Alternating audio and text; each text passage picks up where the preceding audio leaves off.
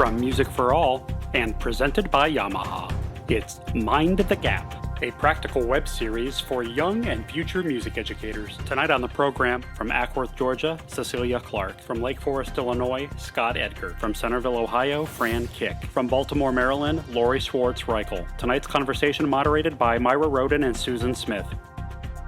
Please welcome Myra Rhoden and Susan Smith. Good evening, and welcome to the third episode of Mind the Gap, a webinar series focused on young and new teachers and those student teachers whose experiences have been and potentially will be again interrupted by the pandemic. My name is Susan Smith, and I'm an educational consultant for Music for All and a lecturer in music education at Troy University in Troy, Alabama. I've taught at all levels and areas of music education, and I'm especially interested in supporting young teachers as my daughters are both starting their second and fourth years as music educators. The last several episodes I've co-hosted with David Starnes, Director of Athletic Bands at Western Carolina University. But as we move forward, we'll be inviting guest lecturers or guest moderators on the show with David and I to even gain more perspective and insight. Tonight, I'm joined by Dr. Myra Rhoden from Fayetteville, Georgia, and she'll be introducing us to tonight's panel. Myra? Good evening, and thank you so much for having me tonight. I'm excited to be here. As Susan said, I'm Myra Rhoden. I'm from Fayetteville, Georgia, where I teach high school band at Fayette County High School. Fayetteville is a suburb of Atlanta, so I'm just south of the city. And tonight, we're so excited to have our guests. Can you please introduce yourself? And let's start with Cecilia. Good evening. Thank you so much, Myra, Susan. Very glad to be here with everyone this evening. I'm a high school band director. This is my 25th year of teaching, and I'm so excited for all of the challenges this year, believe it or not. As the director of bands at Allatoona High School, I have the pleasure of teaching with a great group of colleagues in Cobb County, which is just northwest of Atlanta. And Lori? Thank you, Cecilia. Hi, Myra. I'm Lori Schwartz Reichl, based out of Maryland, but tuning in tonight from the Jersey Shore. I spent 15 years teaching instrumental music in both Pennsylvania and Maryland, serving in the role mostly as middle school band director. And my experience of teaching in rural, Title I, and even corrective action schools has transformed my career into doing a lot of different things, serving as adjudicator, clinician, conductor, presenter, and speaker. I'm the author of the monthly column, Making Key Changes, Refresh Your Music program for the teacher edition of In Tune magazine, and I'm also a journalist for Teaching Music magazine. I'm a co-founder of Women Banding Together, a group that supports the mentorship of young women band directors, and I'm the founder of MakingKeyChanges.com, where I'm a champion for mentorship and motivation in education. I'm thrilled to be here.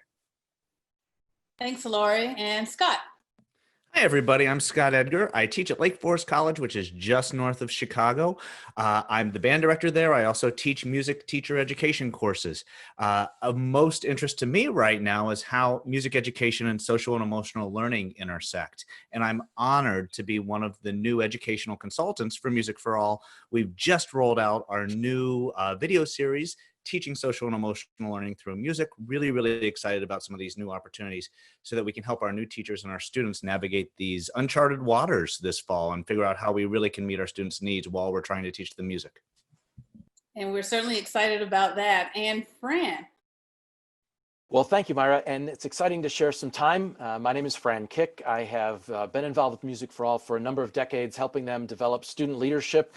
And what's interesting about this particular venture is in the past, every year at DCI Championships and Bands of America Championships, we would do a Future Music Educators Experience where college students who are majoring in music can come and see the show and then meet a bunch of master teachers, such as all the folks on this call. And obviously, we have not been able to do that at DCI this summer, and we won't be doing it in November, but this series is so valuable, and I hope if you're watching this live or recorded, tell your friends to check it out, because this is some of the inside scoop that you can only get from music educators who've been there and done that. And just as a history lesson, prior to traveling around the country working with kids and people who work with kids, I did teach at Centerville Elementary, Middle School, High School as one of the band directors there with Wayne Markworth. Well, what we asked each of the panelists to do is to come up with 2 things that they would love to have had someone tell them as a young teacher that maybe might save you a lot of years, or that something that they just know is a good tips and tricks in terms of engaging students. That's what we really want to talk about today, is engaging student musicians. We know some teachers feel like they have it going out, they have that spark, and then sometimes it takes a little bit for that to develop. And so we hope that tonight that some of the things that we come up with and talk to you about might be able to help you move that along faster, because we know engaging students is the key to them learning just about anything. So Fran, why don't you want to start us off on that kick? I would be honored to kick it off. The first thing that I wish someone would have told me way earlier than I figured it out later on teaching is that the more you get to know the students outside of band, choir, orchestra, the better relationship you can have with them, because you know some of their other interests in life. That might seem a little contradictory because you want to know them as musicians, but the more you know them as people, the better you can relate to them. And then the second tip is that their parents are your allies. And so the more you can reach out to them proactively in advance and let the parent know, hey, I'm here for your kid and I want to make it great for them. The first year I ever called every parent during the first month of school just to leave a voicemail message and said, hey, I happen to be the band director here, or this is my office hours. If you ever need anything, email me. Here's my email address. 80% of the time you left a voicemail message. When you hit them personally, they're always like, what's wrong with my kid? And it's like, nothing's wrong with your kid. I'm excited to have them in class. And so the more you're proactive about those 2 things, the more successful you'll be. Awesome. Thanks for sharing. Lori? Well, I'm sort of going to follow in Fran's footsteps a little bit, but I always say know your students as learners and not just musicians. And also embrace their uniqueness and recognize how your students respond to you based on all of their uniquenesses. And then the second thing is learning cannot occur in chaos. We must be able to implement classroom management routines that stick and get students engaged from the moment they walk in our door. Great, thanks so much. Scott? Great. So it just kind of feels like we're feeding right in here. The first thing that I want to say is relationships are more important than rules. We need that routine. We need to be able to establish exactly what Lori was just saying. But students are going to ignore rules if they don't have a relationship with you. That is the first thing that we need to stress. We need to build individual relationships with each and every one of our kids. The other thing is, especially this fall, as we're all coming out of this universal chaos, as Lori was just saying, this universal trauma that we're experiencing on so many levels, that we cannot confuse a cry for help with a bad choice. So we're going to see a lot of bad choices this fall. We're going to see a lot of intense behaviors this fall, and we can't confuse those behaviors for a bad choice. Use it as a teachable moment, use it as a moment to connect with the kids, to build that relationships and really give them an opportunity to talk through it. When we do that, then we can get to music. I can tell we're all used to modifying direction because we're all fast talkers. We're all ready to go. We're ready for school for sure. Cecilia, what do you have for us? I think that everyone's kind of hit it right on the nail on the head, right?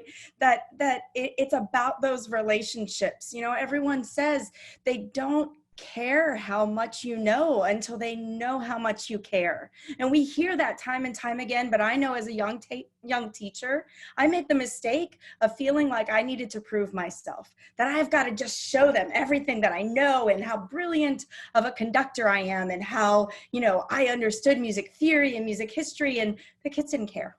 They didn't care. They wanted to know that I cared about them. So one of the things that I've learned is an important part of our program is that we put the process over the product. And when your decisions are driven by the needs of your students, whether those are musical needs or social emotional needs, they could just be stopping that day to talk to someone because they're teary-eyed about something. Being able to set aside the product and really, really focus on the people, because gosh, if they know that you care, they will move mountains for you.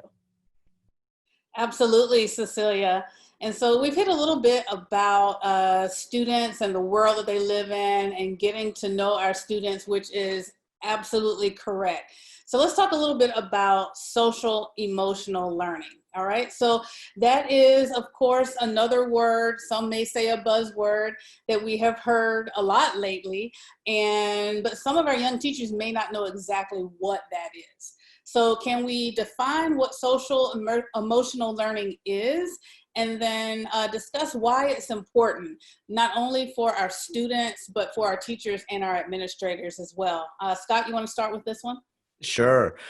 So SEL at its heart is a skill-based approach that we're teaching our students to know themselves better, to get along with others, and to make good decisions. At the heart, that's what it looks like. The challenge for us is, how do we make it organic? How do we make it musical? How do we embed it into our classroom so it's not one more thing? Trust me, no one has room on their plates for one more thing, especially this fall. So our job is to figure out, how do we make it musical? And the answer is, we always start with the music. We start by programming music that has heart. We start by programming repertoire that is going to reach into our students' hearts and allow them to have a connection with that piece. When we do that, we can have connections saying, what emotions does this make you feel? At the heart of SEL, the most simplest thing we can do is to give our students a more robust emotional vocabulary. If I were to come into your classroom and say, how are you kids feeling? Guess what I'm going to get? Good, bad, or fine. That doesn't even cut it. We need to dig deeper. Emojis are fantastic things that we can do, whether we are engaging in remote learning this fall or in person.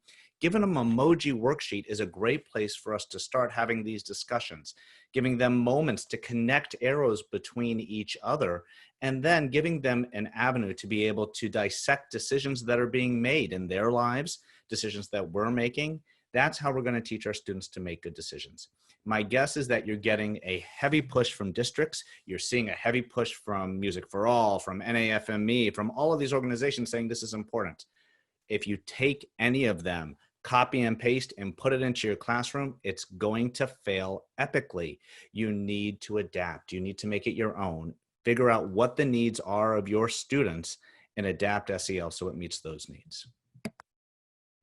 So how would you go about, just a follow-up question, how would you go about figuring out what your kids' needs are so you'll know how to address those? Oh, Myra, fantastic question. So the first thing, we all know what assuming does, right? So we cannot assume that we know their needs.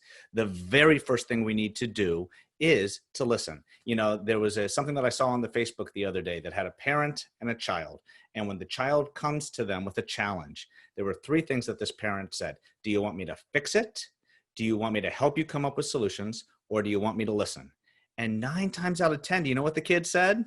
Listen. It is not our job to fix problems. It is our job to listen and to facilitate answers that the kids come to on their own. So how do we figure this out? Very simply, we ask and we listen.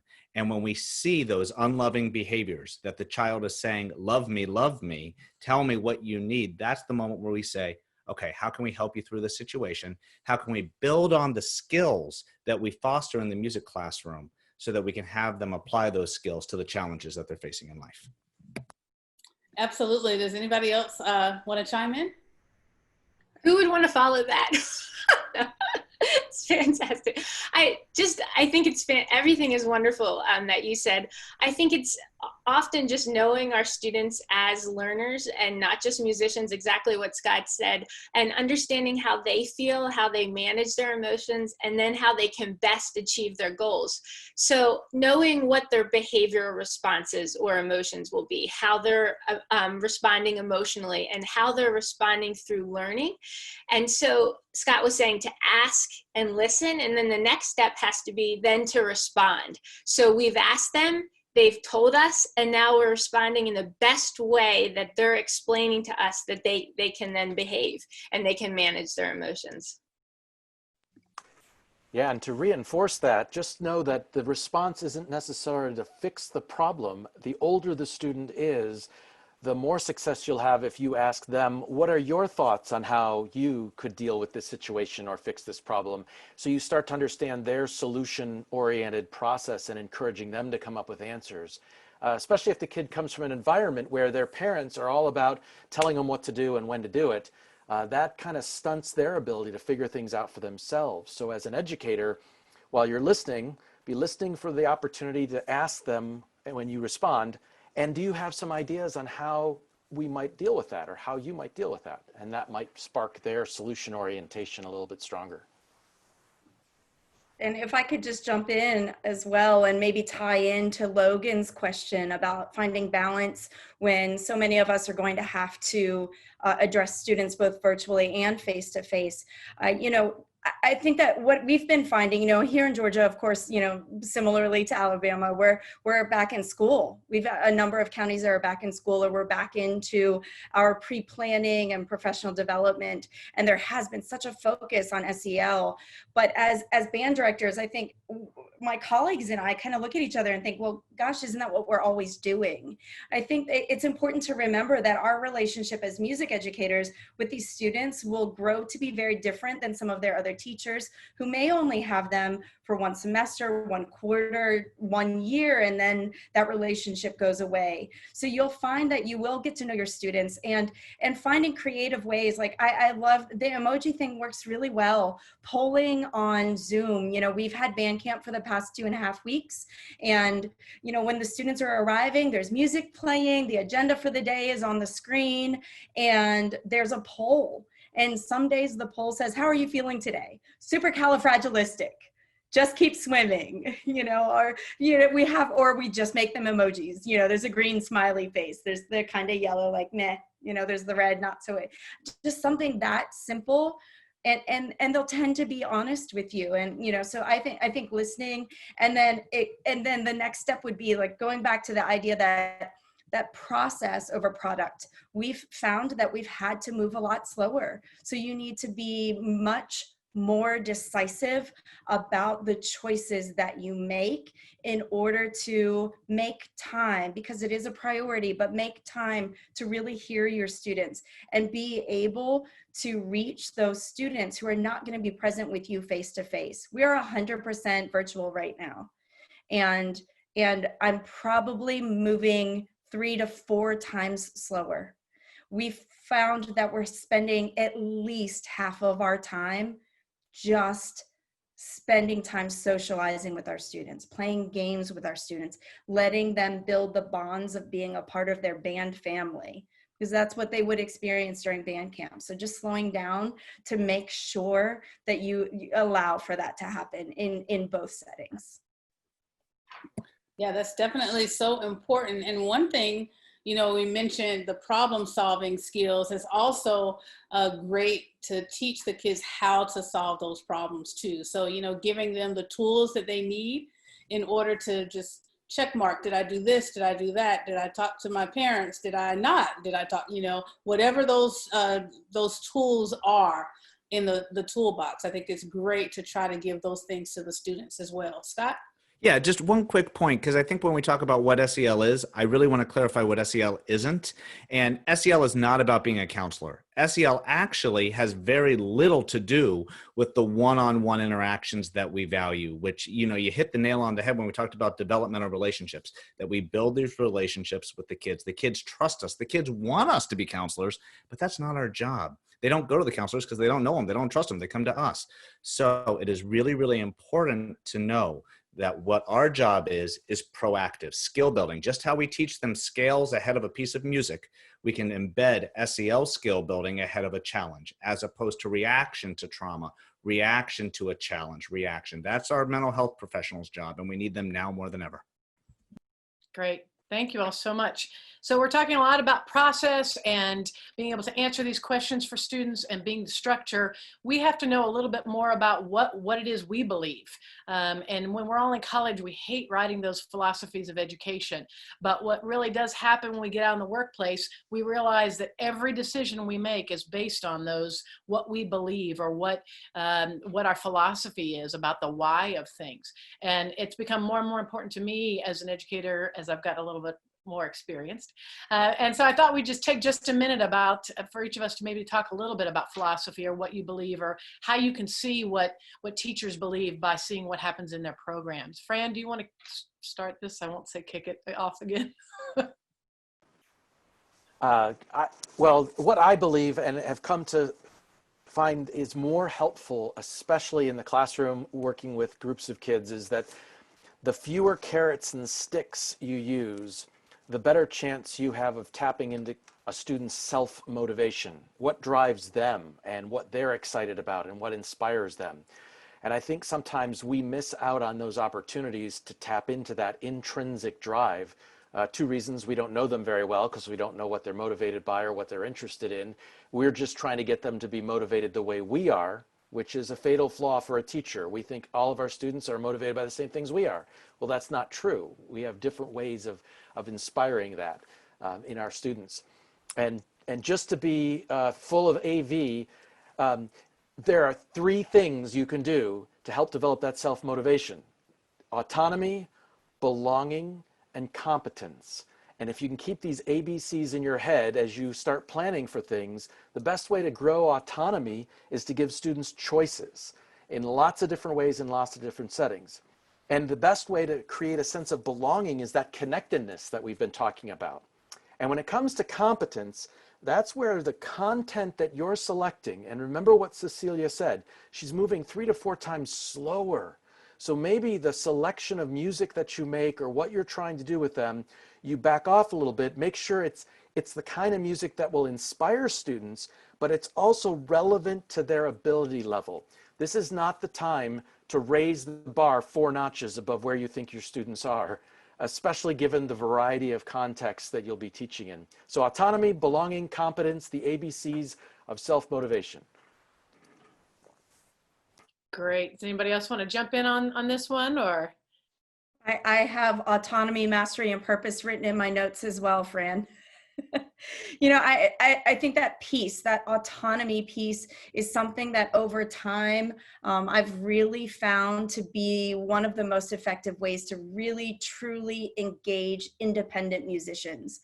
We can certainly put a lot of focus on developing and training individual skills in an ensemble setting. And don't get me wrong, I mean, our daily routine, that happens literally daily for a third or more of our classes, depending upon what level, but getting beyond that, because I believe that as a member of the program at Allatoona High School, you're going to graduate as a lifelong consumer of music and a supporter of music, and that you will be able to get your family together and make music together at the holidays, if that's how you're able to keep music in your life. And if that's my goal, for them to be able to make music without myself or my colleague when they leave, then I've got to give them the skills to be able to operate autonomously. And so that's about creating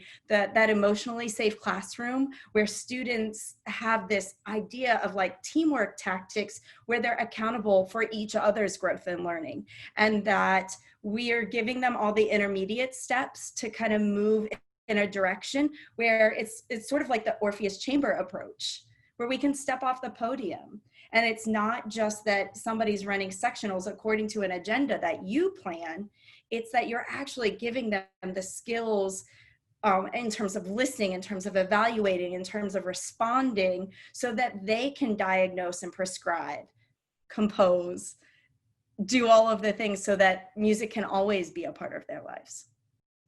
Let me just say one thing real quick. I think the teachers are also dealing with engagement in terms of themselves and knowing what to think, because we're so used to teaching ensembles. We don't just teach the name of our ensemble, we teach music, and we're all having to kind of get back to the basis of that and how we motivate and engage students to learn music and what's most important. And I guess that's where the philosophy part of it comes from.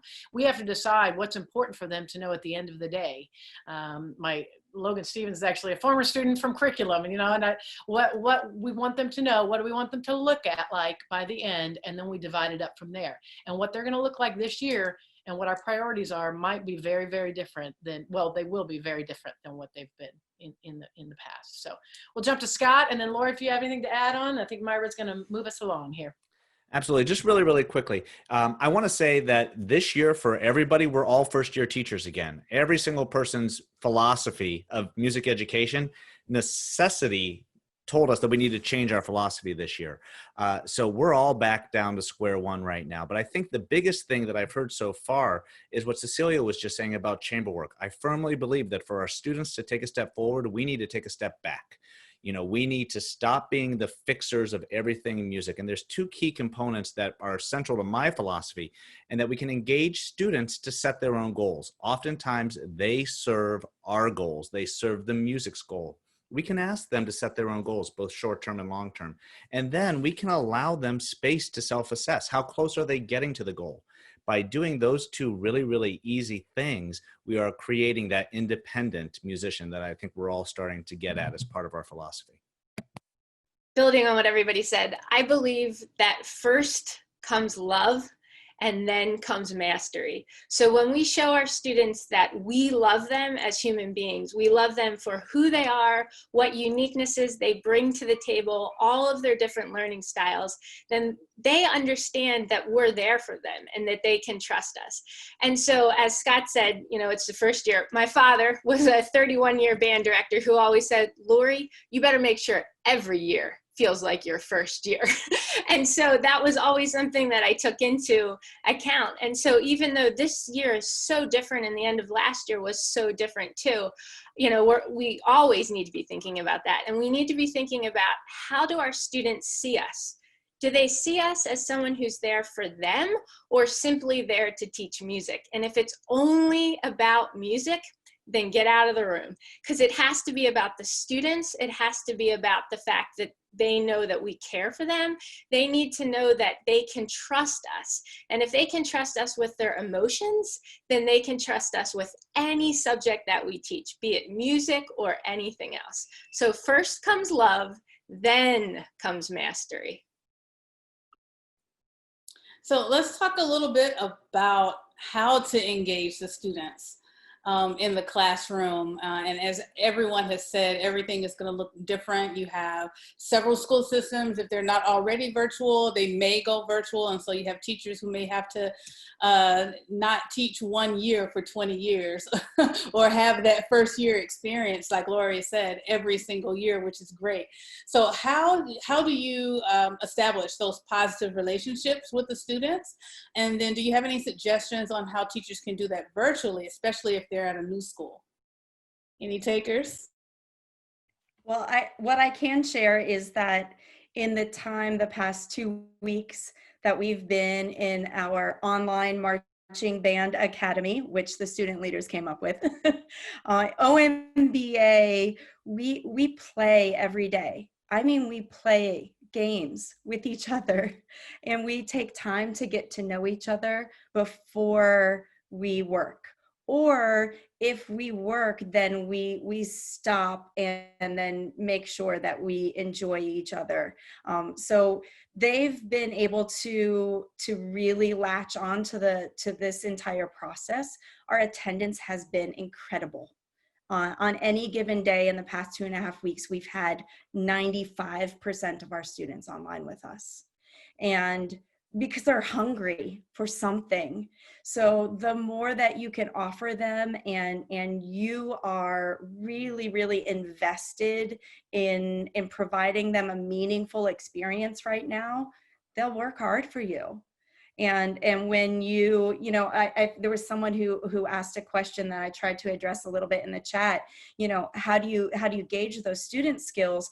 You know, right now I think is an incredible opportunity for us to shift our focus away from the product of the large ensemble and really truly focus on building individual skills. So that as a tuba player, I'm not just learning how to play a tuba part that's grade 4, and I'm awesome at it, you know, but that as the last chair tuba player in the second ensemble, I can play as well as the first chair clarinetist, you know, and taking time. So maybe there's a great piece of literature that you were hoping to plan for this semester that you're not going to be able to do because you're not going to be meeting as a full ensemble. So you push it to next semester or next fall, but you sure can extract the main themes from that and then transpose it. So even though the main theme might be introduced by the oboe solo at the start of the piece, you go ahead and extract it and transpose it for every single instrument so that the bass clarinetist and the tuba gets to play a melody, and you can teach them phrasing and you can teach them articulation, and they get to play these beautiful lines. And then they do have that emotional tie into the music. They're not just playing goose eggs, you know, they're not just keeping, you know, an ostinato pattern. They get to make music with their friends, which is really what they want to do right now. Totally agree with that. We also did a virtual camp. We've finished it already. We did 2 weeks. And after the first day, our question to end camp for that day was, what did you enjoy most about today? And the kids just started typing in the chat, but overwhelmingly it was, I got to see my friends. I got to, you know, and they're just over Zoom, but they got to see and be with their friends. And so that's great for you to provide that space for them. Anyone else on the student-teacher relationship building? I think it can start with just saying voice and choice, being able to listen to what the students need and then give them choice. So let me tell you a little bit about my reality here at Lake Forest College. We are 100% connected remote. We're not going to have a single concert this fall. And I'm just going to be very, very honest with you. The whole virtual ensemble thing, it doesn't float my boat. That's not my world. That I'm really interested in having the students record. That doesn't fill my students' cups. That being on this side and doing this to it doesn't fill my cup. So here's what we're going to do. We have 4 strands and the students get to pick 2 of them. One is going to be a performance strand. Well, I'll provide the parts digitally, and then we're going to talk through how do we work them, and I'll provide some feedback. They can do videos. That's one strand, because let's face it, why do kids join ensembles? To play their instruments. That's why they join, along with friends. Strand number 2, advocacy. Can we create the next generation of advocates? Can we give them an ability to voice what they value? Number 3, service. Can they contact their middle school band director and say, hey, what do you need? Can I do some sort of video? Can I do lessons? Can I do this? And at the college level, contact their high school band director, their middle school band director, their elementary general music teacher. Get them connected. And there's some great work coming out of Unison that we're working with them on this project. And then finally, something that I am just so excited about, we're collaborating with Kevin Day, the composer, and he's going to be engaging with us throughout the entire semester, where the students are going to self-reflect upon their skill sets. I saw a question here about how do we figure out what their skill sets are? Well, starting place, ask them. What are you good at? What do you need work on? And we're going to provide that feedback for Kevin. He's going to go 2% above where our students think they are, give them some adequate challenge. We're going to design a social justice oriented piece that the students are going to bring in. Kevin's going to sculpt this masterpiece around our students, and it's going to be collaborative every step of the way. So our students pick 2 of those strands. They have voice, they have choice, they have ownership. So if we can't have concerts, we're going to have something. And because they have that, we're hoping we get better buy-in. That's awesome. Laurie or Fran, I combined your names there. Laurie or Fran, anything on the topic? I'm sure if we go back to the original question of how does one establish positive student and teacher relationships, even though the format is different, you know, we have to be very open to, we do have schools in this country that are teaching live as though it was back to normal right now. And we also have schools that, as we're hearing, are completely virtual, and then we'll have some of the hybrid. And so going back to the thought of love mastery and getting to know our students, which we all said that, it looks the same, really, if you're in the classroom or the rehearsal room, getting to know them, making connections with them. So if you were live in your classroom, you're standing outside your classroom door, inviting those students in, high-fiving them, fist bumping them, complimenting them. Hey, I heard the Eagles won yesterday. Well, I don't really like that team, but I'm glad your team won. You know, things like that. Getting to know them and what they like, what their interests are, complimenting them on their different hair color, on their fashion, you know, things like that. What books are they reading? So taking music out of it and getting to know them as the human being. And then on the virtual side, how can that happen in a virtual classroom? The same. As they log in, if they're showing their faces, oh, Fran, I see you got a haircut today. Looks great. Oh, Cecilia, your glasses are gorgeous. And just those positive comments, you'll be shocked at how quickly the student will then praise you, or compliment you or want to say something nice to you. And so when we're building those relationships and we're teaching them to be great citizens, we're teaching them how they can get along with their section, how they can get along with their peers, how they can get along when someone in their section doesn't play something correct or alters a rhythm or something like that, rather than laughing at them or pointing the finger at them. We're teaching them to be kind to each other, praise them, compliment them, building that connection and making that relationship with them. So it's the same concepts, it's just happening differently through a screen than it would happen if we were standing at the door and inviting them into our classroom. Get off your cell phone. You know, don't go talk to your colleague down the hallway. Talk to your students as they're coming into your learning space. And it's at that moment, as they're walking into your classroom and they're walking into your rehearsal space, that you can see what happened the previous class. Did something happen that they're reacting? And how is that reaction going to walk into your class? And if you're on your cell phone or you're down the hall talking to somebody else, then you're not going to see what your students need as they're coming into your space. Yes. Yeah. And if you notice something about a student that doesn't seem quite right, like, wow, they just don't see themselves or they seem a little stressed, check in with your other colleagues on the educational team to let them know, hey, did you notice Jennifer today? I just wanted to give you a heads up. Maybe it's nothing, but, and then if there's at least 2 other people that go, yeah, I noticed too, that's where, as Scott mentioned, reach out to the counselor and bring in that intervention, because that is going to be very challenging, especially in a virtual setting. So if your gut is telling you as a young teacher, I think something might be up, reach out to a colleague, reach out to the parent, make sure that there's open communication so that they know that you care about them as a person and that you just noticed, hey, I'm just checking. That's the best phrase to start with. I'm just checking. I noticed you were a little quiet today. When you say you're just checking, you're giving the opportunity for permission to ask about their well-being rather than asking them, is something wrong? Because most kids will answer, no, nothing's wrong. Absolutely. So we all, especially at the high school level, most of us engage student leadership. I just mentioned that we did an online camp a couple of weeks ago and decided to use our student leaders to get the word out about the camp, to hype the camp, so to speak. And they were the ones that put together all of the free time activities for the kids. So all of the team building activities, which was great. The only thing I had to do was run the Zoom and it was wonderful. So what other things can you do when school starts? Can the middle school teachers or the high school teachers do to kind of help build the relationships? What can your student leadership team do to help facilitate that? So everything's not on you as a teacher.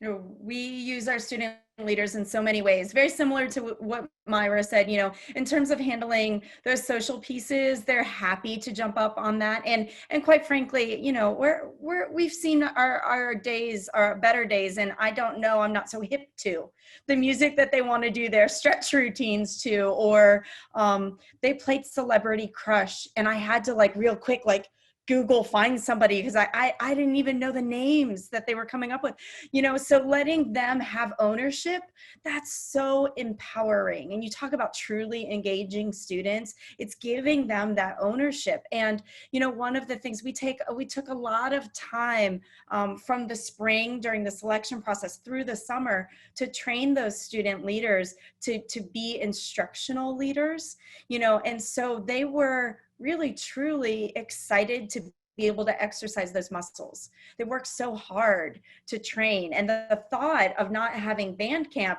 at some point, you know, they're like, oh, but I wanted to do that thing for our rookies and I wanted to do, you know, this activity, or gosh, I was really looking forward to, you know, teaching them whatever. It's amazing the things that they are looking forward to.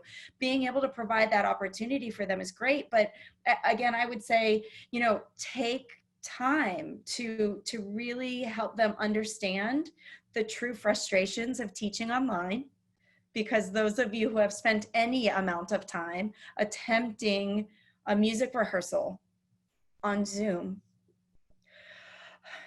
that's about what you want to feel like as you're going. You just, those deep breaths and letting everyone, exactly, Fran, exactly. You know, we on a wing and a prayer, we hope that any given moment things will work out as planned, and then we have 14 backups to the plan. But being able to use student leaders, I'm looking forward to, because you figure roughly, you know, just over 100 students were a part of our camp for the past 2 weeks. You know, that's not quite half of my program, but half of our, you know, students going into the school year who have experienced the online learning environment in really truly better than anything that I attempted to do last spring. That they will then be able to be instructional leaders in our classrooms moving forward this fall as well.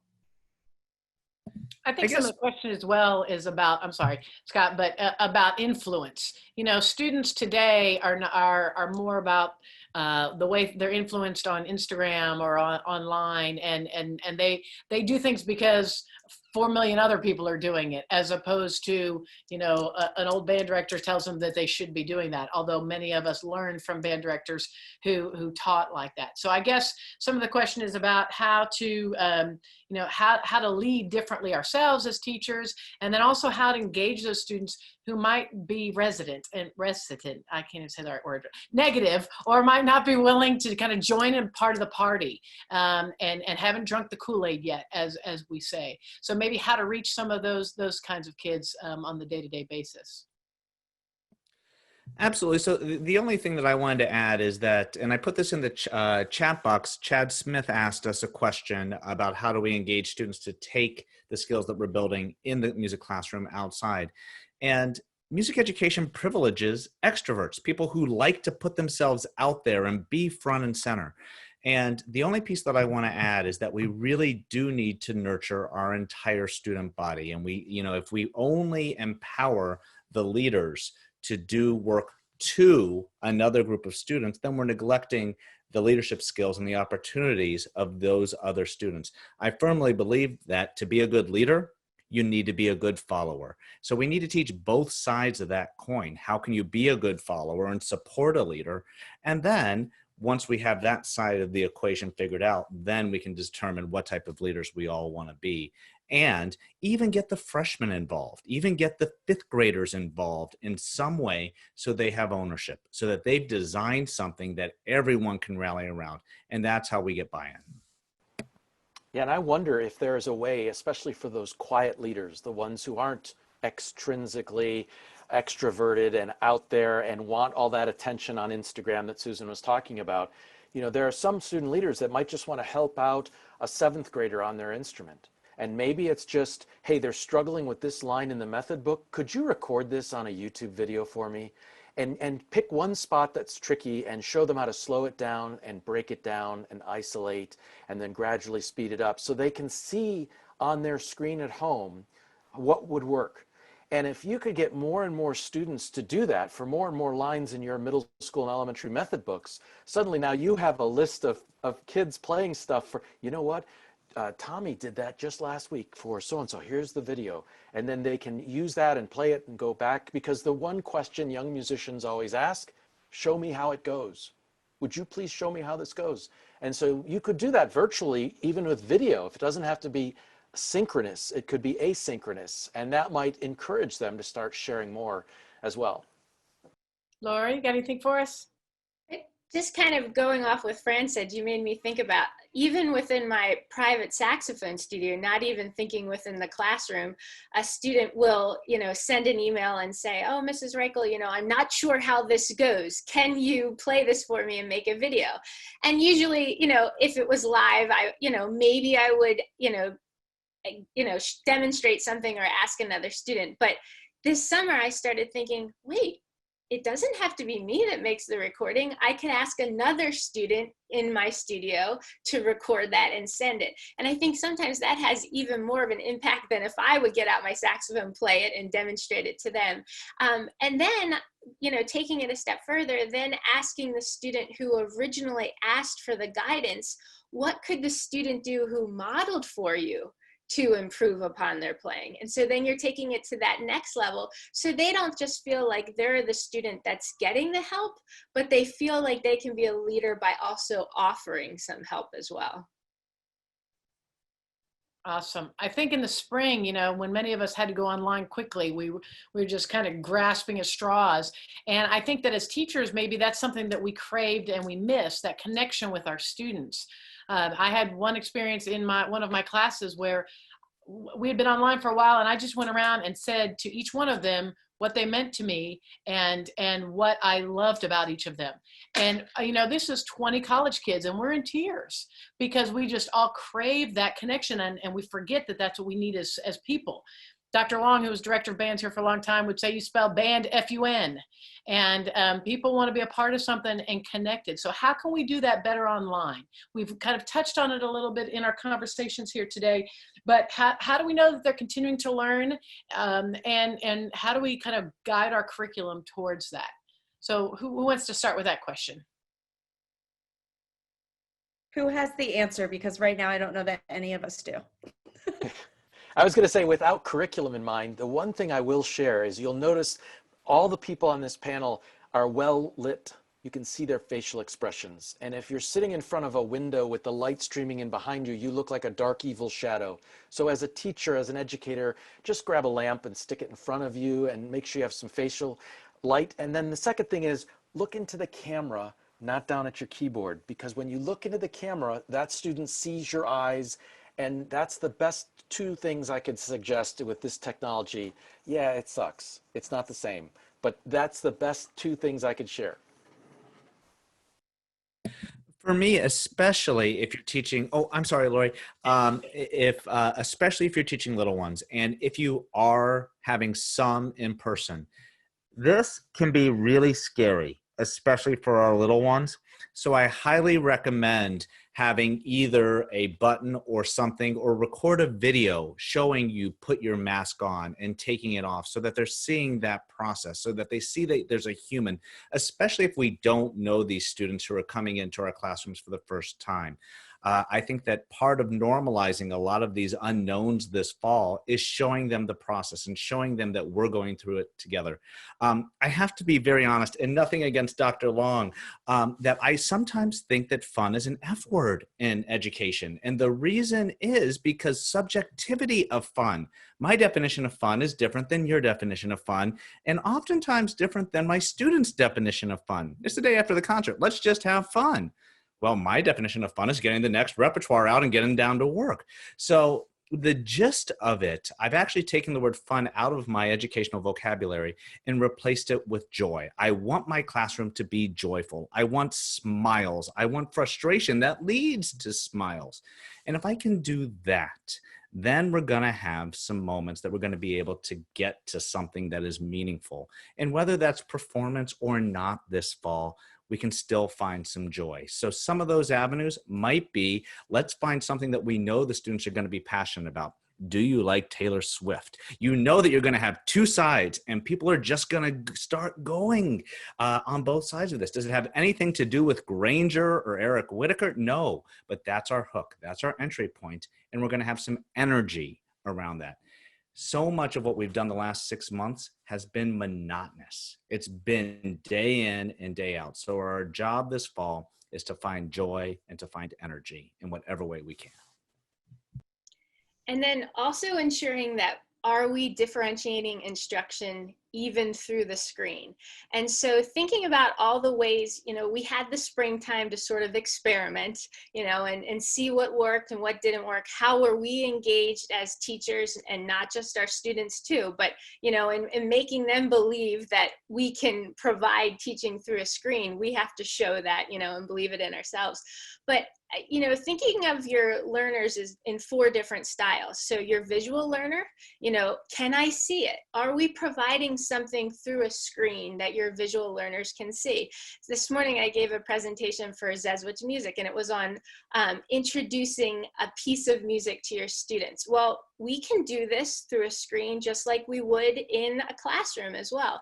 And I gave the example for Tyler S. Grant. He has a piece, Banner of the Sky, and it was based off of a painting.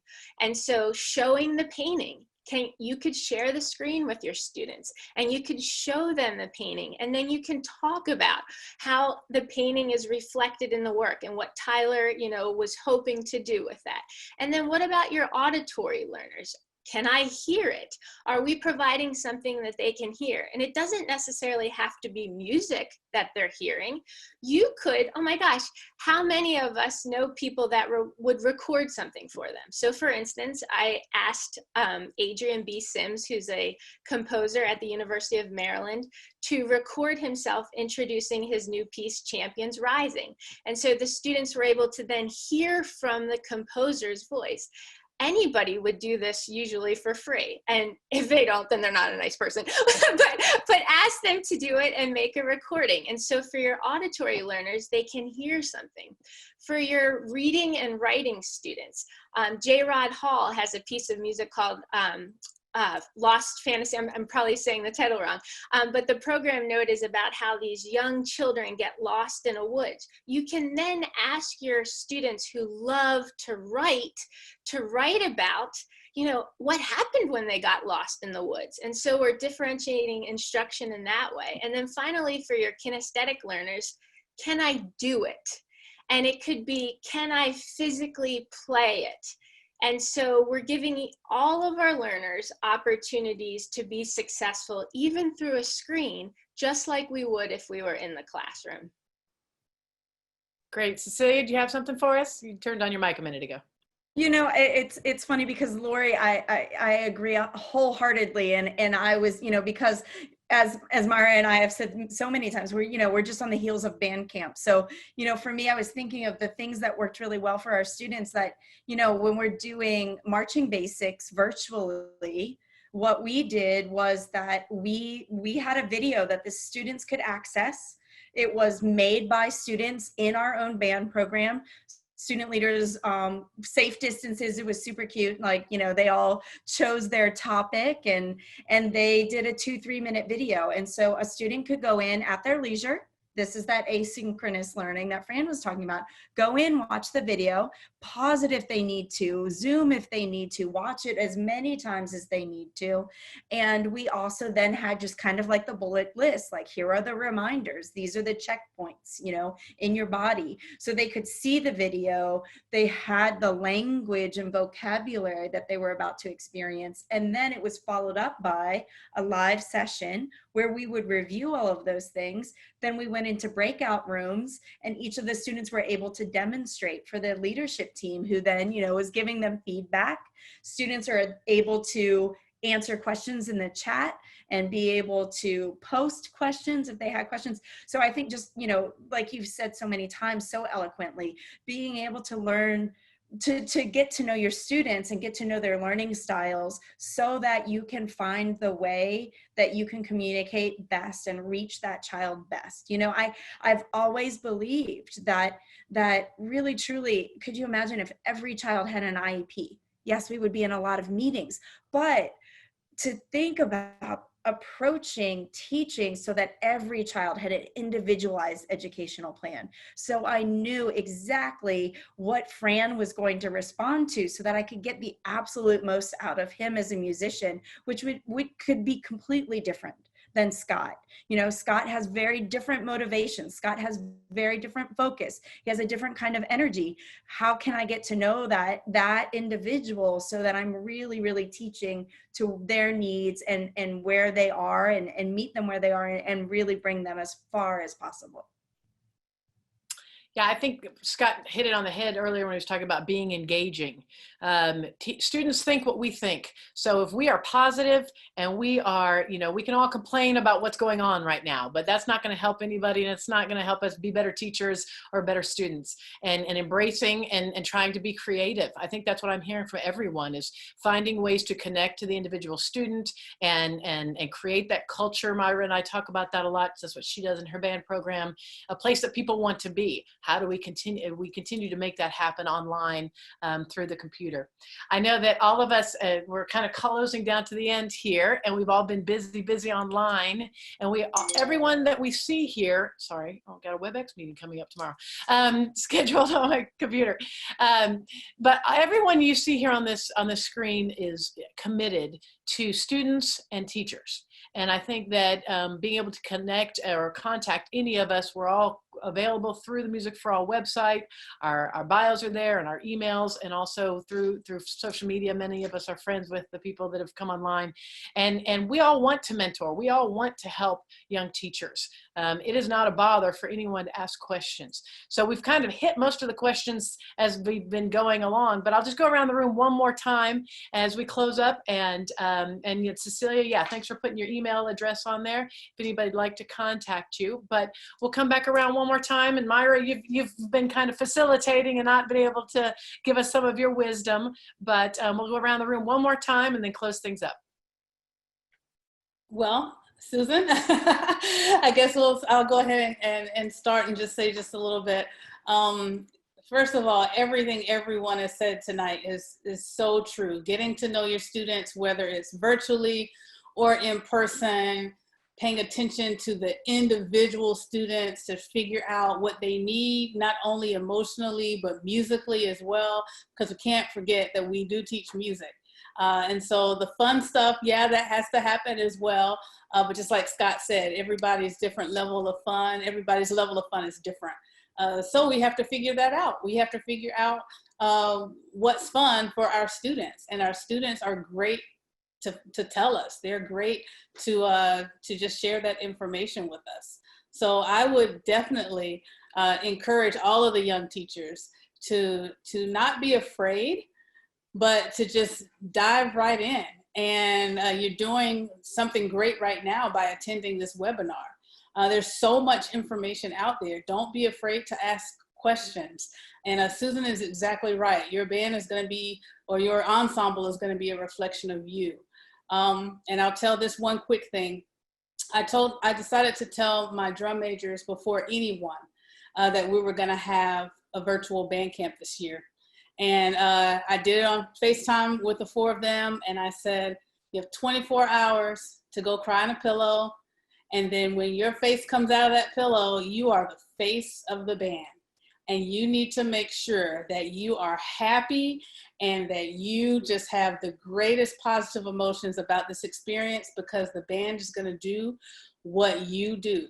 And sure enough, the students followed their lead. They did a great job. And young teachers, your students will do that with you as well. So if you go into this next school year not realizing that, then I encourage you to do a little self-reflection and realize that. And if things aren't going right, start with self-reflection to see what you are giving out to your students. Cecilia, I see you unmuted. I did. I think if I could offer just one thing to all of you moving forward this fall, and as you enter your career, if you're early in your career, remember to give your students grace and show them compassion and understanding and kindness, like Lori said, but then also show yourself grace. Be understanding and patient with yourself. You're bound to make mistakes. You're bound to make bad choices now and again. It's okay. It's okay. Just regroup, learn from them, forgive yourself, and move on, and be ready to move forward as you lead your students through this process together. Great. Scott?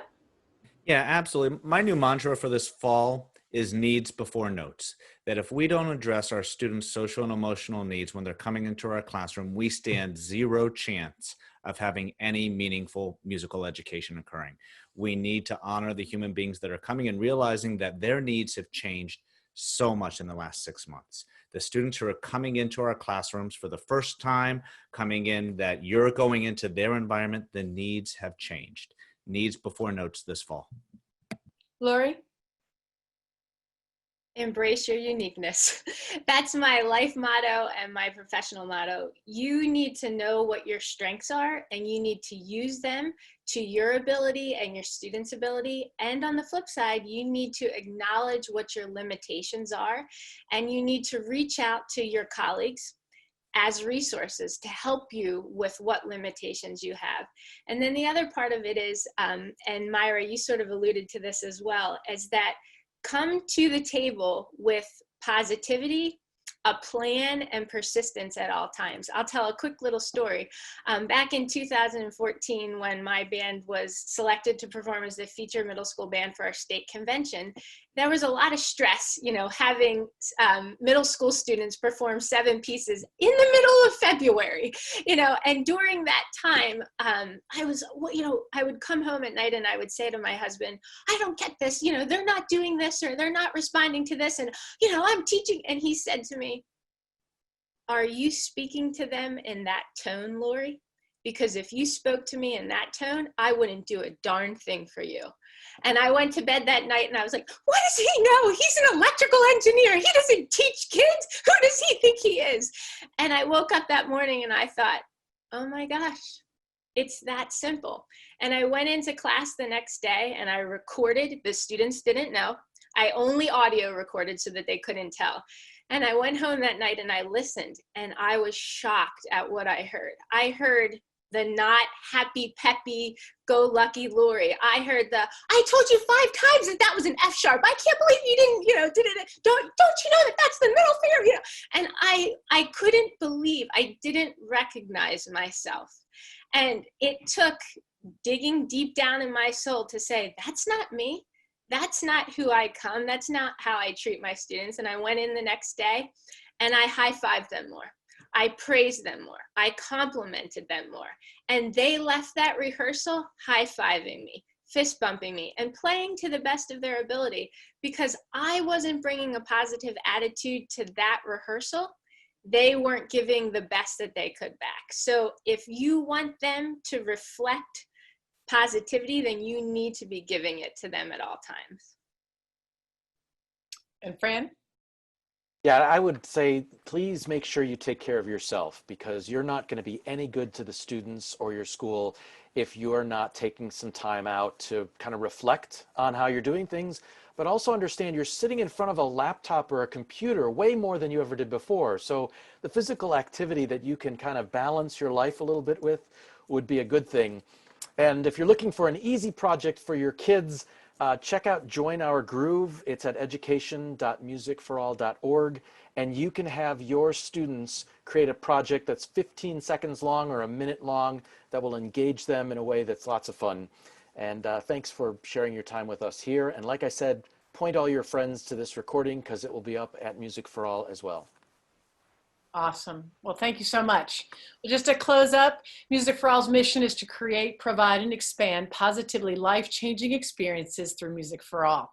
Our vision is to be a catalyst to ensure that every child across America has access and opportunity to participate in active music making in his or her scholastic environment. I want to thank Cecilia Clark, Scott Edgar, Fran Kick, and Lori Schwartz Reichl, and my friend Myra Rhoden, who will get to say bye to us here in a second, for your time. I'd like to also thank our nationally presenting sponsor, the Yamaha Corporation of America. Be sure to check out what Yamaha is doing on their educator site at yamahaeducationsuite.com. Before we say goodnight, it's important that you understand now, more than ever, that in these uncertain times, we continue to impact Music for All, and we're extremely grateful for any donations gifted for our nonprofit organization. If you enjoyed tonight's program, and in order for us to continue to provide free educational resources and advocacy materials, please consider going to Music for All and giving to them for any amount. Your gift allows us to serve our mission for future such as this webinar. Please visit musicforall.org/give. And finally, join us in 2 weeks on Tuesday, 2 weeks from now on August 18th at 7 p.m. Eastern, 6 Central yet again for our next episode of Mind the Gap, where Joe Pisano, some folks from Music Professor, and David Starnes are going to be discussing music technology and online instruction. We feel like obviously that's something that's going to be very important over the next weeks for everybody. So for Music for All, I'm Susan Smith. And I'm Myra Rhoden. Thank you all so much. Good night.